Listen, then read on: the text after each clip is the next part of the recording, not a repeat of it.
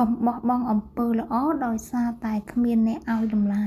អំពើល្អគឺស្ថិតនៅក្នុងចិត្តរបស់យើងទោះមានអ្នកដឹងឬមិនដឹងតែសំខាន់ខ្លួនយើងដឹងអំពើល្អតែងធ្វើឲ្យចិត្តរបស់យើងរីករាយរីឯអំពើមិនល្អតែងធ្វើឲ្យចិត្តរបស់យើងសៅហ្មងឬក៏មានវិប្បដិសារីព្រោះថាមនុស្សម្នាក់មានការគិតផ្សេងគ្នាយើងមិនអាចឲ្យការគិតរបស់គេ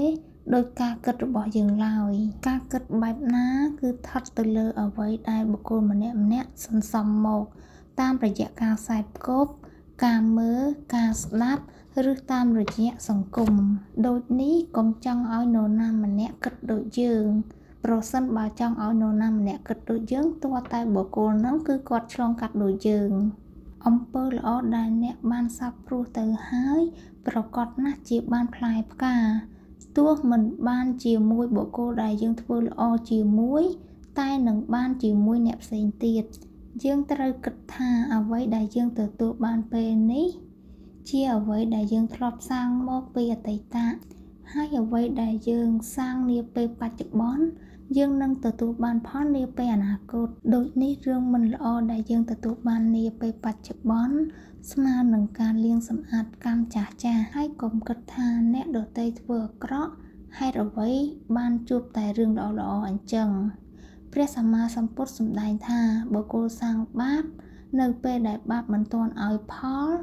រមីមើលឃើញថាបាបនោះផ្អែមដូចទឹកឃ្មុំយើងមិនគប្បីសៅហ្មងជាមួយអំពើបាបរបស់អ្នកដទៃឡើយគួរអាណិតគេវិញដែលគេមិនយល់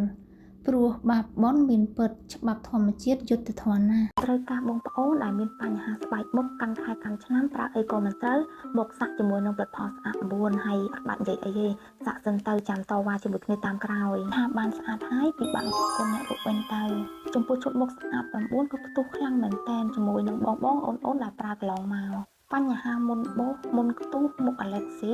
ជាំអាចរុយខ្មៅស្អាតស្នាមកន្ទួលរមាស់ស្បែកឡើងខ្លាំងយកជៀនពងទាបានអីហ្នឹងអស់បារម្ភទៀតហើយជំរាបជូនបងអូនថាលាបគឺបានផលពិតតែម្ដងតែមានលក្ខខណ្ឌតែមួយទេគឺសូមឲ្យបងប្អូនទាំងអស់គ្នាប្រើទៅតាមការណែនាំរបស់អ្នកលក់ស្តង់ដារនៃផលិតផលគឺមាន GMP SDA និងជាផលិតផល Organic ចា៎សម្រាប់បងប្អូនប្រើគេចាប់បានឃើញផ្លាយតាំងពី3ថ្ងៃដំបូងសម្រាប់ព័ត៌មានបន្ថែមបងប្អូនទាំងអស់គ្នាអាចទំនាក់ទំនងសួរនៅក្នុង Page បានអរគុណច្រើន